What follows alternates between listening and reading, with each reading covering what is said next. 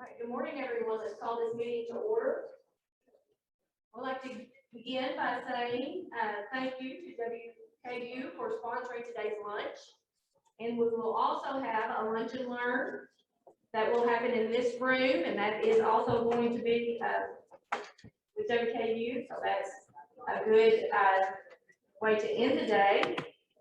Just some housekeeping items. When you speak, please be sure that you have a microphone.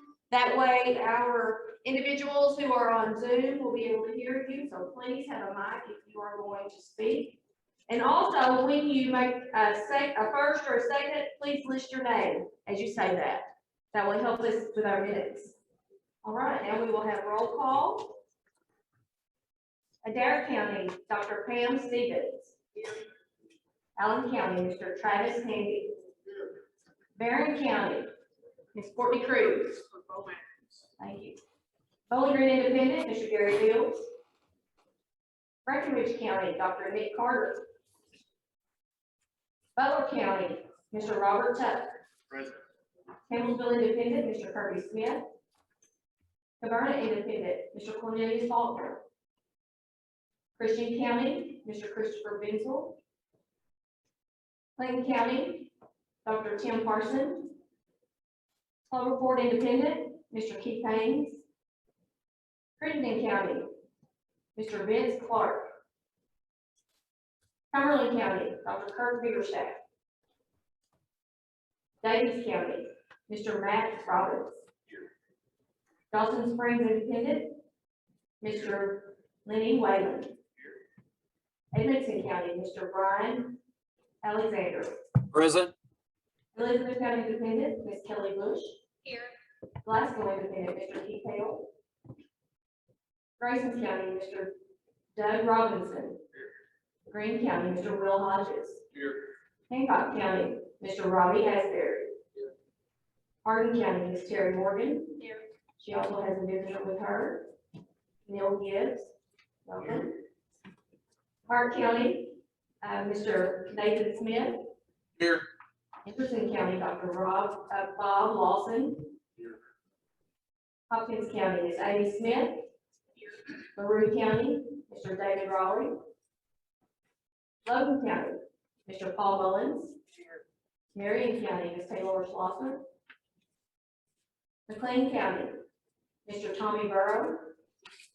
Here. County, Dr. Mark Martin. Maycap County, Mr. Josh Hurts. Here. Monroe County, Amy Thompson. Here. Muhlenberg County, Mr. Robert Davis. Nelson County, Mr. Wes Bradley.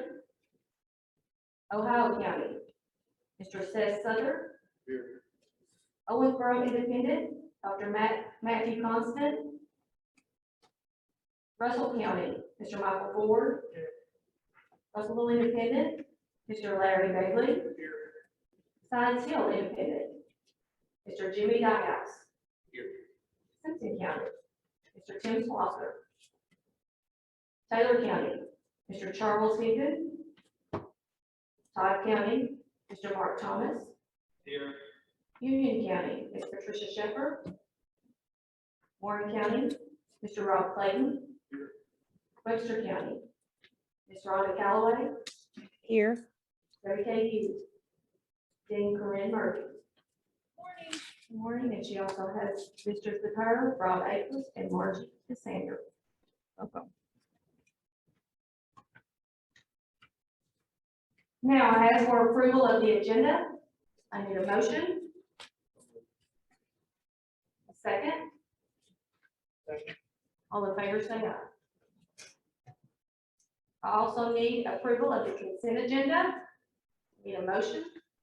A second. Second. All in favor, say aye. And now, Mr. Clinton. Action by discussion, we have, first of all, approval to authorize the CFO to pay bills to the next correct board meeting. We normally, and we can ask this at the end of the day, Ms. Thompson, but we normally do not meet in October. It's usually the first week around fall breaks. We come back November I don't have the first Wednesday of November, the date in front of me, but November 3rd. So in this case, we need approval for our CFO to pay the bills through the next 2 months.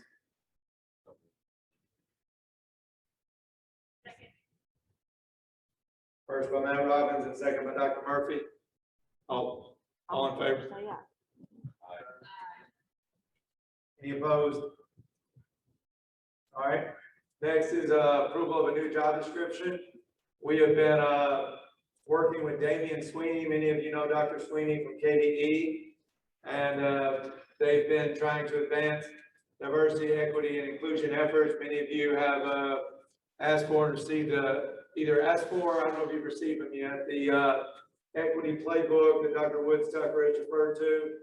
Dr. Sweeney has been able to use some KDE ESSER funds and grant the 8 co-ops a new position for the next 2 years. We hope that it will be for 3 years, but it's definitely for the next 2 years. And so you see the job description in front of you. It's Diversity, Equity, and Inclusion Coordinator for the GREC co-op. And we'll be able to join that director will be able to liaise with our CRISA team. You'll hear from Chase Goff, our CRISA director, later in my executive director's report. But this person will be able to join them. KDE is providing around $100,000 for each of the next 2 years, and hopefully for each of the next 3 years. So this is not coming from GREC funding. It's coming from KDE, and I've asked for that job description to be approved today. It's 220 days.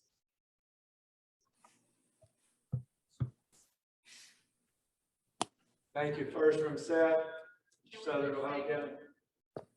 Second from Kelly Bush, E-Town. All in favor, say aye. Any opposed? All right. I'm going to keep rolling to the next section. We have 2 special guests with us today. I'm going to introduce my first one right now. Many of you know there's also a either electronic, if you're going electronic folder, if you're going paper folder like me, there's a handout in there. There are 5 RTCs around the state. One more acronym, if we haven't, we gotta have our acronyms in education. RTC is Regional Training Center, dealing with our preschool services, our early childhood education. There are 5 of those around the state. GREC is primarily served by the Simpson County Early Childhood Regional Training Center. Some of our districts are also served by the Callaway Regional Training Center, but we have with us today Director of the Simpson County Early Childhood Regional Training Center, Ms. April McNaughton, and she's going to speak to you about their services. Thank you very much for having me here today. I just want to show you really quick our webpage that we do have. It also lists all of the districts that are in our region. So if you're not sure if you're part of the Simpson County Regional Training Center or you're part of the Callaway Regional Training Center, they are listed on here, and you do have a map, whether it's digital or in paper.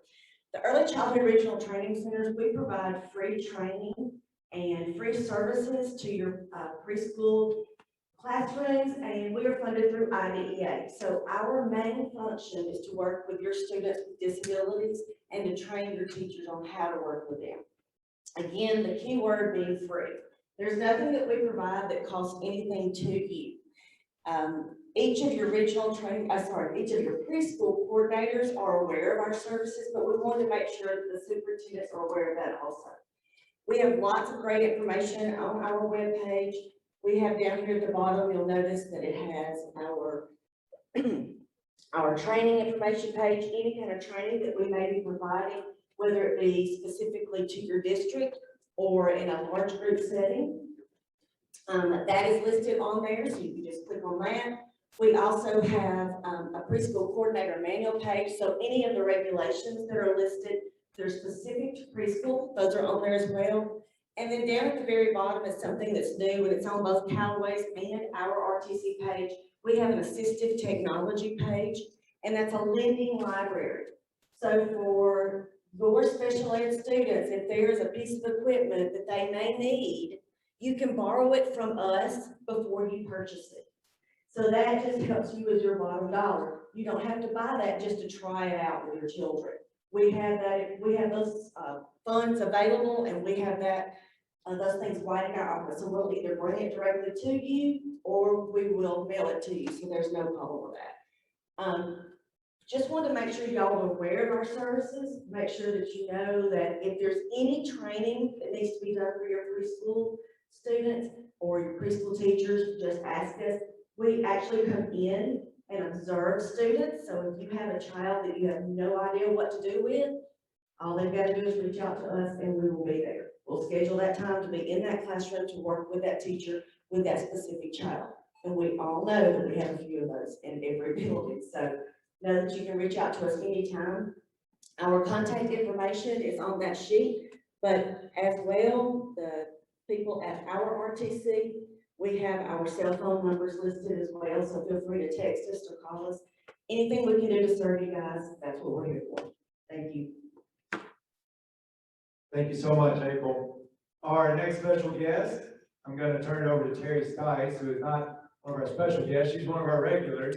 She is our director, our fabulous director of the STEM CS grant here at Greg, of which 12 of our districts participate in, but she's got an opportunity for any of our districts to receive special access to a website. She's got a guest she's going to introduce to us today. Thanks, Terry. Okay, so we clarified that Jerry's not special. That is not what I said. Yeah. It came out the wrong way. You're very That's special. quite wrong. I'm getting used to that. So just really quickly, an update on the STEM computer science grant that we're running here, correct? We're going into year 3 of 5. And so our work at this point is really very intentionally putting structures into place to sustain the work that grows STEM and computer science, not just in the 12 districts that are participating, but throughout the entire Gregg region.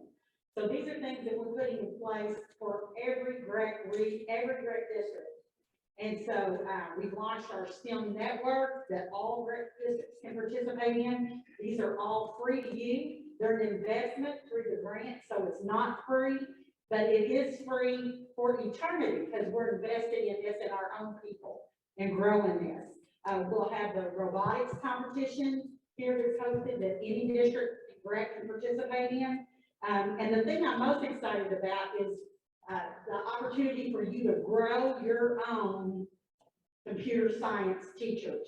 And you're going to do that through this incredible curriculum that we have got ready to go now, where any Gregg district can access that for free to grow your own teachers. And when it comes to growing computer science in school district, we've partnered with one of the best in the country to make this happen. This is completely aligned to Kentucky computer science standards, and Justin Browning is going to tell you a little bit about exactly how to go about accessing that and getting your teachers identified and on board. Well, thank you, Terry. I do think you're special as well. So excited to be here with you this morning. This process for what is CSE Boot Camp started being underway up back in the spring, probably in the winter of this past year. Terry came to me with a need, really with a vision, and that vision lines up pretty well, actually really well, with what we've done specifically in Barron County under the leadership of Mr. Matthews and Ms. Cruz over the past 4 or 5 years. So what you have in your handouts this morning is a long presentation that I'm not going all the way through, so be thankful for that. But I did want to provide you with comprehensive information about what the CSE Boot Camp is and what it can do. So as a way of introduction, my name is Justin Browning. I am, as it says on your agenda, founder and CEO of Daddy Jack Company. But what that essentially, that's kind of a side gig, and it's a means by which that I can utilize the skills and the resources and the vision that I have in multiple capacities, not just within the Barron County school system.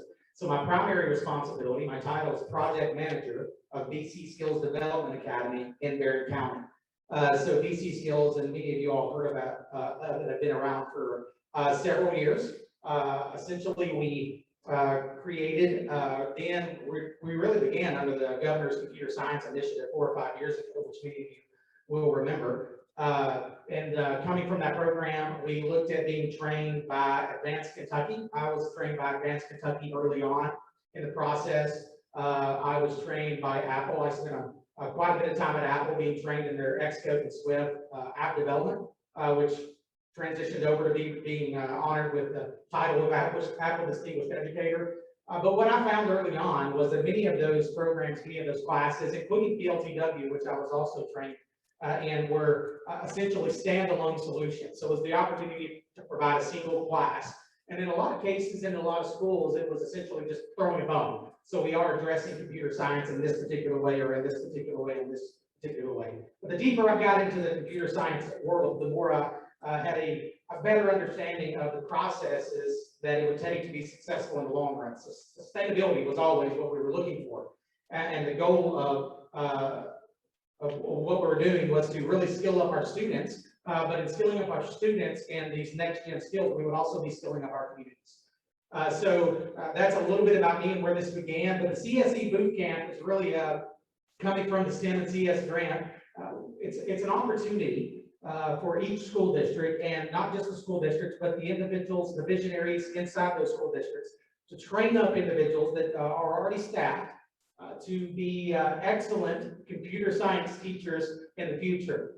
So I know you've heard a ton of presentations, probably in different avenues and different lanes over the past few years as it relates to why computer science is important. And we can address a few of those things, but what I have found as it relates to the importance of computer science is it goes way beyond just introducing students to individual concepts, and it goes much deeper than that in giving students the opportunity to have relevance in the future. And so what I'm constantly looking at, and I'm heavily involved in workforce development, even economic development of the circles that I'm running in now, as it relates to skilling up our communities. What we really began to look at is the theory and the real need. Why is it we have to do computer science? And a lot of that curriculum, a lot of that content, a lot of that thought is in this CSE Bootcamp curriculum. And so not only are we going to train teachers in becoming skilled in certain areas, but we want to train them to be innovators in that field. We want to train them to be champions of computer science and next gen skills in that field. And CSE Bootcamp does that. So on the presentation, on that second slide, you can see a QR code. That will take you to csebootcamp.org, and that's the website that your teachers or your district staff can go to look at. All the curriculum, all the training is on that particular website. It's actually a web app. We built that internally to make it a home or a hub, and it includes a dashboard that you can explore, and teachers can go through the process of being trained. I will tell you that the CSE Bootcamp doesn't exist without two additional individuals that aren't here right now. Ms. Debbie Bunnell, many of you know Debbie Bunnell. Debbie is a rock star, and she has been for, she's deep into 3 decades of being a rock star in her capacity. Debbie transitioned to teaching computer science a few years ago, and she has nailed it ever since. So Debbie was integral in creating this curriculum. She worked hot and heavy on the Java curriculum, on the Python curriculum, and on the bot-based programming curriculum. But as well, Matthew Riley, not the dentist, but the other Matthew Riley. Matt is the lead instructor for BC Skills Development Academy.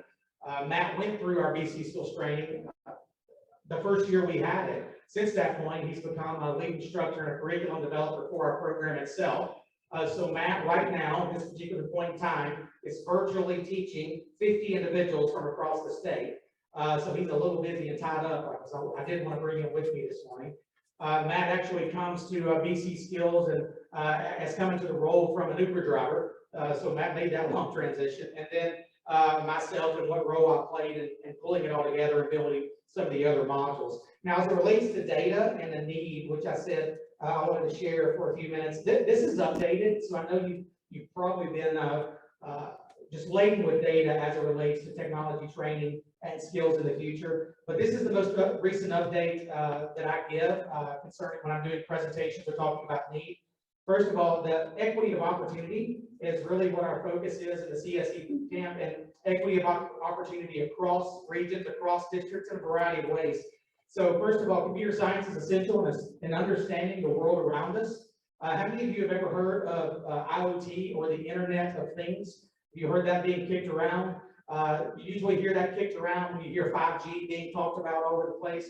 IoT or the Internet of Things talks about the relationship between all these devices that you have. So my phone talking to my garage door opener would be one instance. My phone talking to my Samsung Smart Hub, and I have what, 1, 2, 3, I have 5 Samsung Smart Hubs, which connects all the devices in my house. But that is becoming the way of the world. But concerning the Internet of Things, and you can look on your presentation, 55% of all data is expected to be generated by Internet of Things, 55% of all data in the future. Data that we look at, that we typically see on paper, this is all data. It's not just technology data. So the growth in that avenue, in that economy says we need to grow into what we're doing as well. 43% of all AI tasks, artificial intelligence tasks, are already controlled by the Internet of Things. And that's not just in Silicon Valley, that's here in Warren County, it's in Barron County, it's in your communities as well. So how do we interact? How do we work in that world? And how do we teach our students to work in that world? And then 70% of enterprises are going to be involved in the Internet of Things. That 70% of enterprises is a big deal, because that doesn't just include enterprises, like I said, in Silicon Valley, Northeast, Midwest, those places that are growing, they're becoming hubs of technology and innovation. That's global, so 70%. So as we're looking to, and you talk to county judge executives, as we're looking to how we're recruiting, how we're facing in work, 70% of those companies are going to be dealing with it in some capacity. So it's essential in understanding the world around us, so where we can communicate and we can speak to those things, but also it's essential in solving the problems in front of us. So having the individuals that are skilled in solving problems like, okay, how are we going to feed the soon to be 8 billion people in this world? We do it through agritech, one of the fastest growing businesses or fastest growing fields that exist right now across the world. How are we going to take care of it? How are we going to take care of our folks? Well, we take care of them through telehealth. Well, we've got to know, we've got to teach and train people to be in the field of telehealth. And then even beyond. And then computer science is essential across all demographics. So you need to change my microphone, you just handed it to somebody else. Oh, you're good. Okay. Computer science is essential across all demographics. And what we're talking about that is it's essential that you all know this. When we're talking about training individuals in computer science, it's not just the computer geeks that you think. It's not what we would label as those terms, the magnet students, whatever. We're talking about training computer science to the farmers. We train females at a rate that we train males. We're really intentional in our programming about training at least 50-50 as it relates to women in STEM fields with men in STEM fields. And then it's for the jobs, it's for the gifted, it's for everyone that they can work in that field of computer science. So that equity of opportunity in that sense is important as well. So it's all about equity of opportunity. It's all about how can we get these next gen skills in front of our individuals so that they can be relevant in an economy that we don't know and understand yet. And the CSE Bootcamp is a way to train up educators in your schools right now to do just that. So I believe, Ms. Stice, that's a good introduction. And you all have a ton of information available to you in that presentation that you can look through, or if you have more questions, feel free to ask. Thank you, Justin. The main thing you need to take away from that, because he talks computer science language a lot and loses most of us in the room, and he forgets that, but it's free, it's needy. Grow your own computer science teachers in your district. If you want to know how, just call me, okay? Awesome. I heard free, I heard available, I heard our special regular arrival at work every day, Terry Stice, she's usually the first one in, last one out, but Terry, they don't have to be one of the 12 schools that got the grant. It's all Gregg districts available. See this website, see that curriculum, growing your own computer science teachers. Awesome. Thank you so much. I'm going to go right into Executive Director's report. Mr. Laura couldn't be with us today. She may be on the Zoom. I think she is one of our superintendents who is maybe being held back in quarantine fashion perhaps. But I wanted to remind you, she talked about this in July.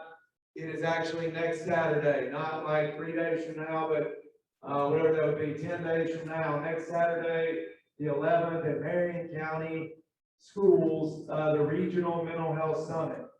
I think Kelly Thompson, our Project Prevent Safe Place Grants Director, has already signed up, and you just go and sign up online, right, Kelly? Awesome. I'm gonna segue right to the next one, and Kelly's gonna talk to you. We're staying in the mental health arena, and Kelly's gonna talk to you about another opportunity. This can involve you and your students, so please give her your attention. All right, John, if you'll go to the next slide. I apologize that this is not in your board folder this morning, but we just finalized all of this morning. But I sent it to Bart and I said I would love to share this with superintendents today. So Lieutenant Governor Jacqueline Coleman is hosting Student Mental Health Action Summit across the state in all the different regions. Well, in the Gregg region, it's actually gonna kick it off next week on September the 8th. Mr. Rob Clayton, I think he stepped out, but kudos to Warren County for hosting this event. It will be at Greenwood High School on the 8th, 11:30 to 1:30, and this is for students. Okay, so students are gonna come together. They're gonna get to hear from Lieutenant Governor Coleman. They're gonna have breakout sessions where they're gonna be able to share their thoughts around mental health and wellness inside the school setting, but then also outside the school setting, in hopes, to provide some recommendations for change. So we're really excited to be kicking off this event. Shay will send you, okay, this flyer, and I'll also be getting with Beth Beckham, and this will go out to middle school and high school principals, because this is for middle school and high school students. I will tell you, due to COVID, space will be limited. They will need to register. The registration link is on there, but anyone that does not get to participate in this one, they will be hosting a virtual session the first part of October that we will share out more information about. If they don't have an opportunity to participate now, hopefully they can join in on the virtual. Okay, if you have questions, you can reach out to me, and hope that we can have some students from your district maybe participate in this. Thank you. Thank you, Kelly. It's a great morning because you get to hear from folks on our team. I'm gonna segue it to Chase Goff, who is our CRISA director. Most of you met him this summer. So glad to have him leading our CRISA team. He introduced his team to you at the July board meeting in Louisville. The team is a month or so further along now. They've been able to better define their scope of work. He's also gonna introduce you to the new logo and the new name for CRISA team. Much better than coronavirus relief and response, stimulus, appropriations for all or something. They got a much cooler name now, and they're doing some really good work. Chase?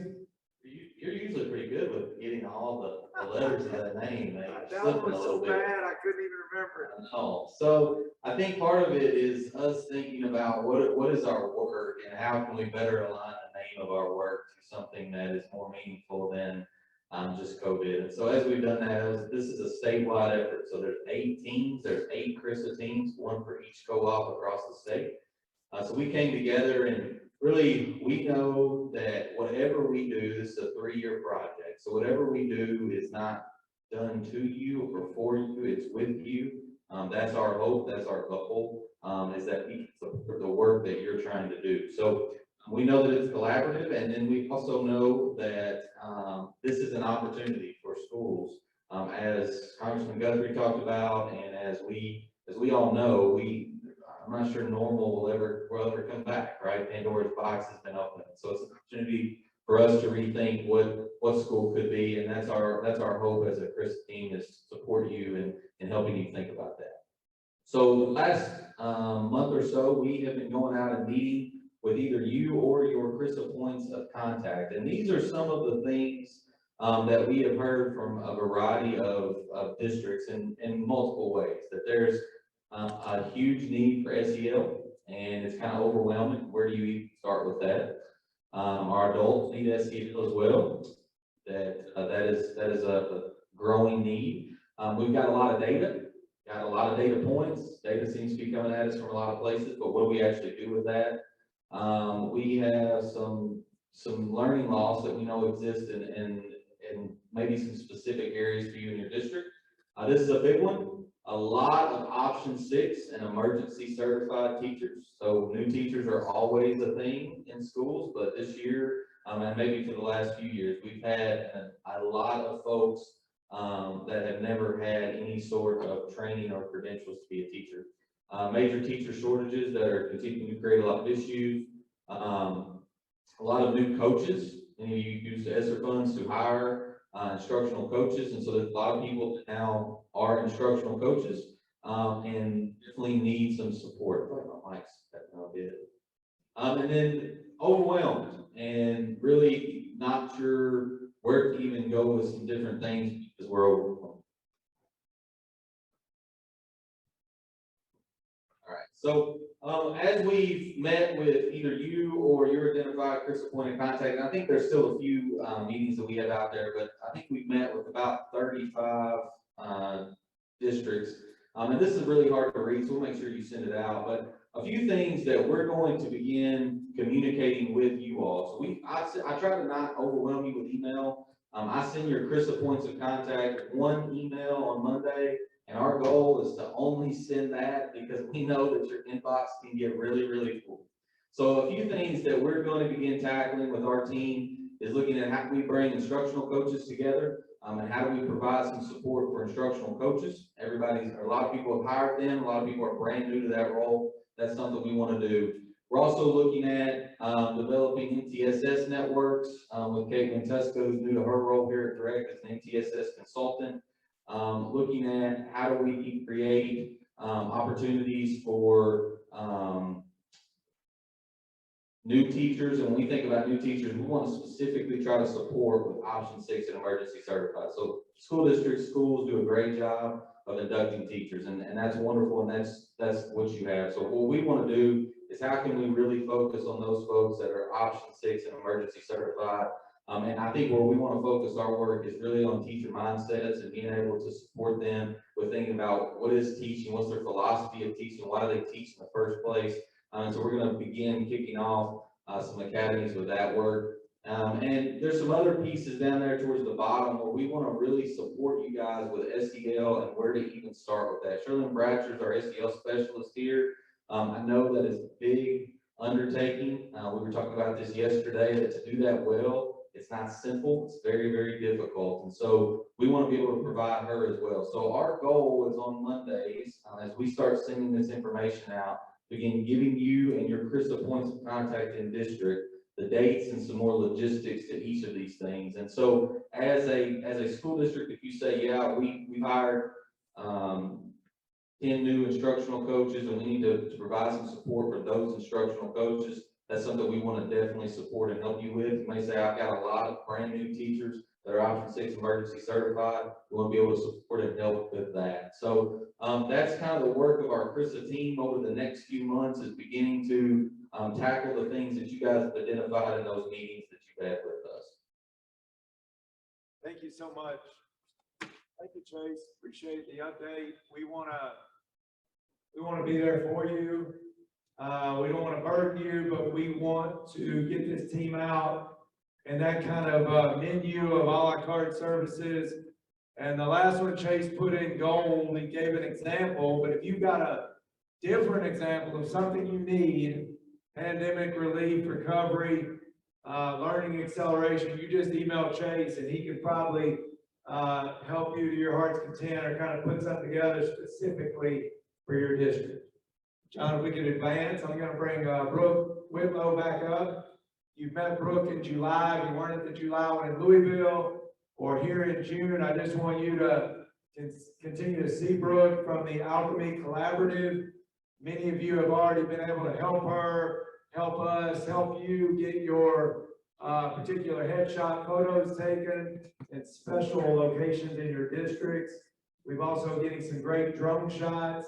I know that with current reality, this is very difficult to commit even a slot of time for, because you just don't know what each day holds. But Brooke, if you could just give us an update as we go through these slides, and then also tell us about the trainings that are coming up. Yes. First of all, I just want to say thank you to everyone I've got to spend some time with so far. I really, really appreciate the 5 minutes of your time, or 30 if you're Mr. Larry Joe, couldn't hardly get away from you, but I'm not mad about it. So, it has been so special to see the stories of your districts come alive in conversations in the spaces that you've chosen. And I have, just wanted to give you a quick update. I have reached out to every superintendent in the Gregg region. So if, we have not had a chance to connect, check your email. We definitely want to make sure that we get that on the calendar. Literally takes about 5 minutes. We'll take a quick picture and then I'll be out here for a drone shot. And, I just threw a couple on here, but honestly, I wanted to put every single person on the slide because they're so good. And I'm really excited to share those with you, which leads me to the next slide. We have a new model, by the way, Mr. Mullins, you'll be glad to know you're off this project.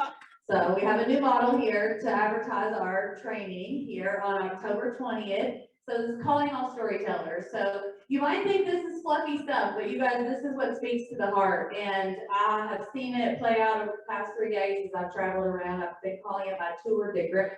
Seen a lot of cornfield, but I've seen a lot of really special stuff and want to talk about in training and workshop with you in the morning. And even kind of reverse engineer, like what story are you telling to your community? I feel like story now matters more than ever. And the first half again is 8:30 to 11:30 with you and your PR director, or a communications point of contact. And then the afternoon is going to be very workshopy with your PR director or communications point of contact. So October 20th, now that registration is open. We've got a short link down there in the bottom right-hand corner of the slide, so you can go ahead and register for that and save the date because we have a round 2 on November 16th. Thank you so much. So we did move, the original dates were like September 15th and October 20th in light of all the things that are happening. We pushed these back, so opening date is October 20th, second one of November 16th. Please get to these if you can. I think it'll be really powerful for your district. I don't know if Matt Robbins is much of an improvement on Paul Mullins' picture. Next meeting, we're liable to have Gary Fields' mug shot up there, so I don't know. We may need to, Brooke, we may need to consult on whose picture is going up there next. I would like Amy Thompson, our chairperson's photo up there in Monroe County. I think that's gonna happen as well. So thank you for doing this. Thanks for participating. Next slide. We did, as we mentioned in roundtable, get to John Stroh did most of these 858 miles of hand sanitizer delivery. Our Gregg experience is premier services from people you trust.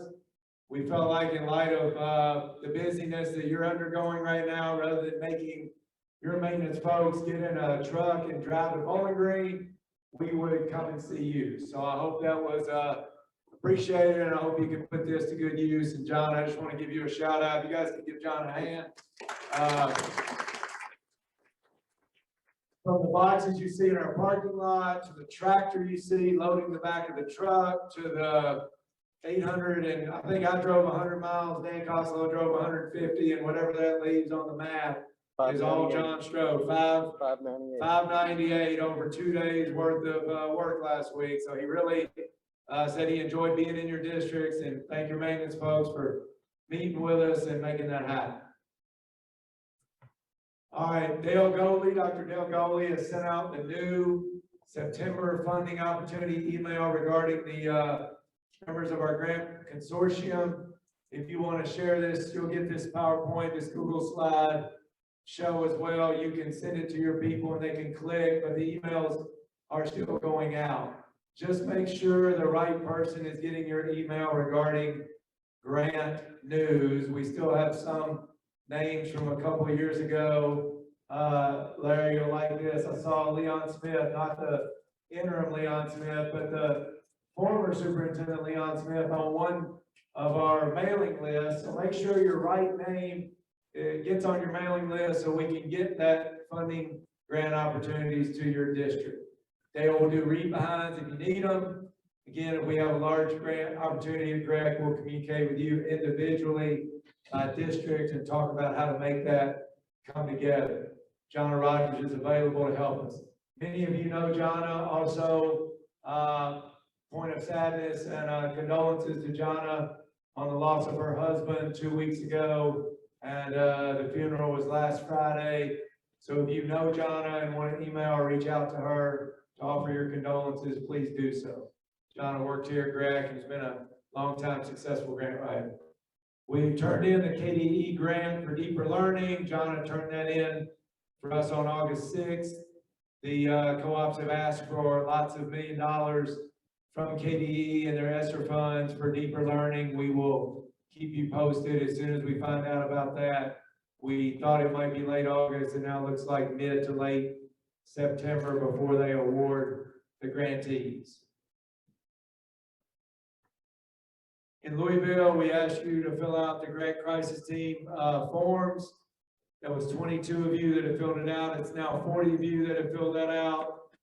We had about 15 of your members in your teams, crisis team members. We've now added 7 more members to that. We still need some help in our Western Grant County. So if you're in a Western Grant County and you have somebody on your district that might want to join the crisis team, would be greatly appreciated. Linda Tyree is your contact. She's doing an awesome job as our crisis team director. See her if you have any questions at all. Dan Costello is our General Ed Services Director. Dan's going to share some exciting news with you.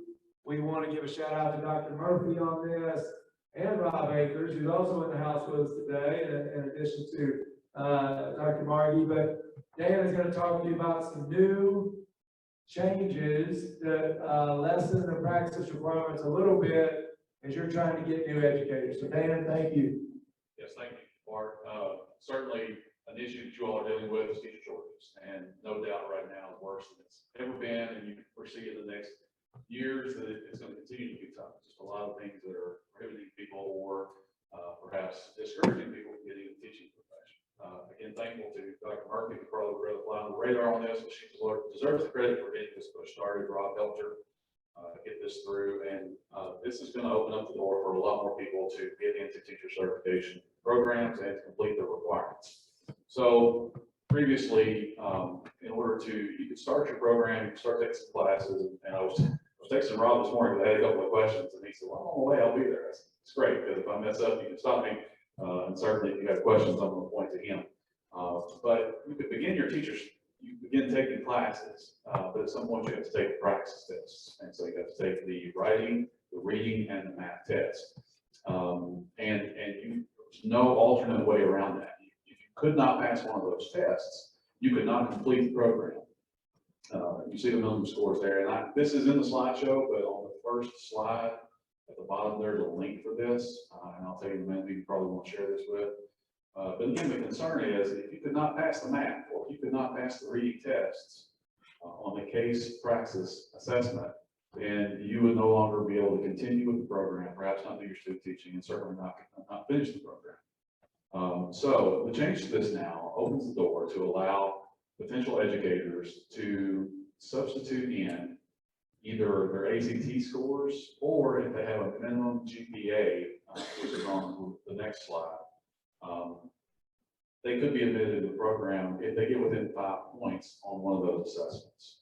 So again, just backing up, instead of just taking the praxis math, reading, or writing tests to get into the certification program, now they can substitute in their reading, math, ACT scores, for example, in place of those. Or they could use their GPA on some previous coursework they had taken to qualify them. They're within 5 points. I've known, as a former principal, I had a number of people who wanted to get in the certification program, and they would get with it. It was not uncommon to get within 5 points, 2 points, 1 point.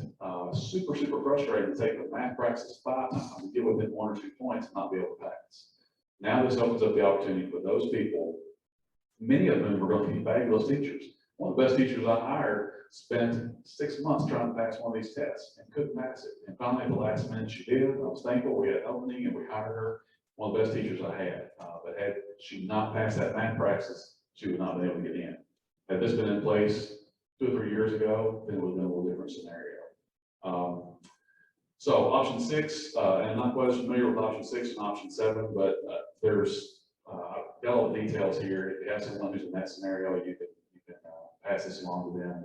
They can look over this. And certainly, also ELE I'm sure Dr. Murphy or Rob, either one will be available to answer any questions if someone wanted to reach out. Who you need to share this with? I would encourage you to send this to your HR department because they are probably going to know classified people in your district who would be great teachers, maybe people who have tried to be teachers, just could not pass that praxis test, who you need to reach back out to and say, hey, here's another opportunity for you to get into teaching certification. I would also send it to your principals because again, they are going to have those classified people in their building. They're going to know who they are, they're going to know their story, and they're going to know that they really, really, really want to be a teacher, but this stood in their way. Now they've got another opportunity to pursue that. So again, thankful to Dr. Murphy, Rob, everyone else has been involved in getting this done and getting this taken care of to get us more certified teachers in these districts, have a better pool of applicants, a larger pool of applicants, and just taking that stress away from so many people who struggle to get over that little hump. So, Rob, Dr. Murphy, anything you all want to add? Is that okay?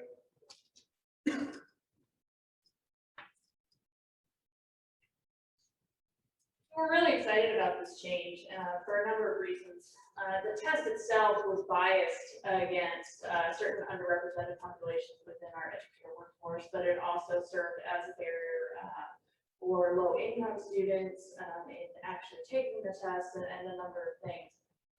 The really important part is the graduate level change. And what we're seeing now is actually a threefold increase in our enrollment in the MAT programs. The MAT programs are master's degree programs that lead to initial certification. And we announced this change in August to all of you. And within that period of time, we've seen that threefold increase. So essentially what we're saying are adult learners who are likely working in your districts as staff are now seeing certification and future teaching as their future career. So we're really, really excited about this and the reception that we've received across really the state related to this change. And so shout out to Rob Akers, and now of course I hired Rob, so that's even more exciting. But so look for more on this, but it's really been a big impact on the region and on our enrollment in educator preparation programs at the university level. Awesome. Doc, just keep that mic, Dr. Murphy, I'm coming right back to you in a moment. My last slide is just, you got this update in a Google Sheet, but we went ahead and screenshot it. Thank you all. I think we had 37 of our 45 folks respond to the real estate tax survey. I think Paul and maybe Kirby, somebody asked me about that, and so we got it out to you all. You see the 4% at 40%, compensating at 18, and then other also around 40%. But if you want all the details on that, you have it in a Google Sheet that we sent out last week. And John, that's my last one. I won't try to sing it to you or whistle it, but Travis Hanby gave me a good thought this morning. As I was thinking about don't worry, be happy. It is hard to be happy at times when things aren't going well and they're challenging. Think about our friends in Greenham County that lost one of their educators last week. And so, you know, I don't mean to be flippant and say, oh, don't worry about it, just be happy. But Travis was saying, you know, when you get home at night, at some point, you got to put it away. You got to turn your phone on night, what do you call it, night ring or something. I think that's I'm not that smart. I just try to hide my phone from myself so I won't look at it. But you got to put it away. You got to get away so you can come back the next morning and go at it again. Because you're being asked to be on point all day long. And you got to be there for your family and those people that matter the most. So try to let it go. Every life we do have some trouble, but if you worry about it, you make it double. Again, I won't sing it to you. So that's it for me. I think Dr. Murphy is on next. We're gonna segue back to you. Hello again. So other good news to share as far as enrollment, undergraduate enrollment for the university for elementary education, science and math education, and education in general is increased again this year. So that's 2 years in a row of educator major increase, and also the College of Education and Behavioral Sciences itself is seeing its fourth the largest incoming class of its last 4 years. So we're really excited about a lot of the things that are happening on the Hill. We also launched this fall the EDU 502 Classroom Management for First Year Teachers Initiative. This is the free course that all alumni from WKU, all educational alumni from WKU as of spring 2020 are eligible to take this course.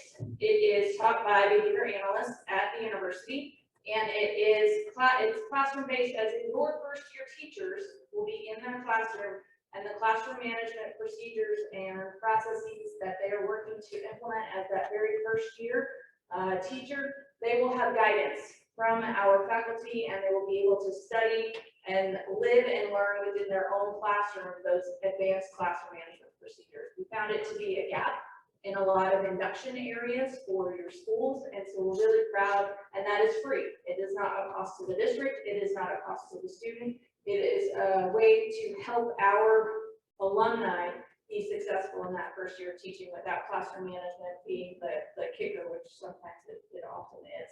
And then we're really excited, I'll close it up today, just for many of you to join us for the Lunch and Learn with Rob Akers. And Rob, our topic today is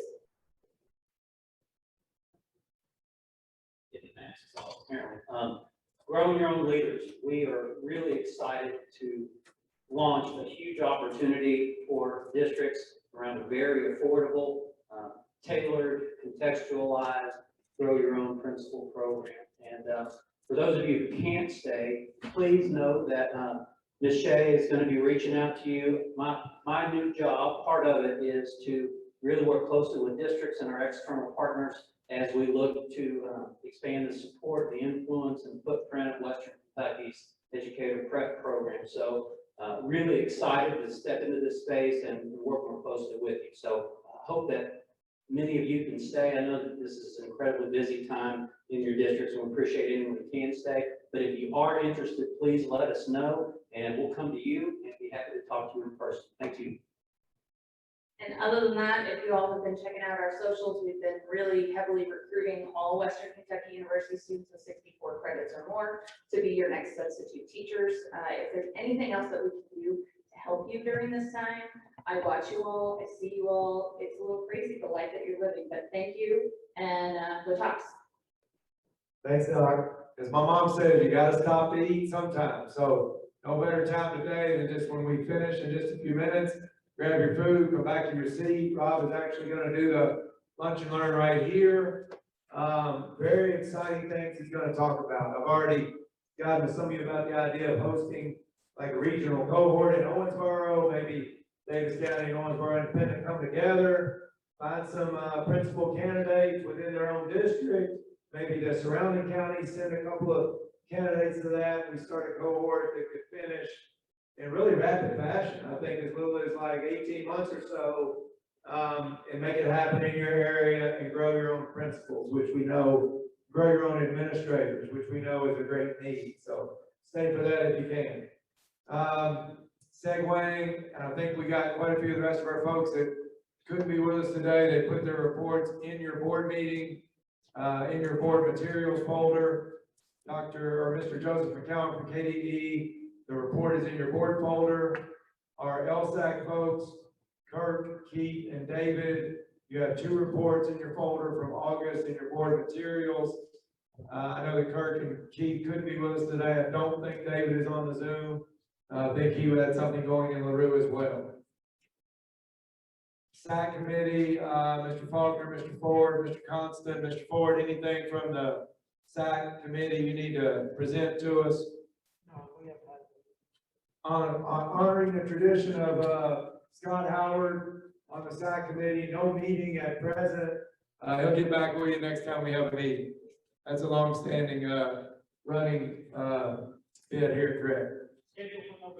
Scheduled for November. There you go. That sounds just like Scott. It's got to be, yeah, we haven't had a meeting in 4 months, but I'm pretty sure we're having one next month.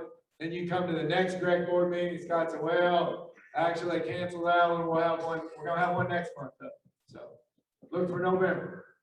From KASS, Dr. Flynn wanted me to pass on to you that he is on the way to Frankfurt right now. He didn't say to set them straight, but he's going up there to, I think, be there for the Joint Committee on Education.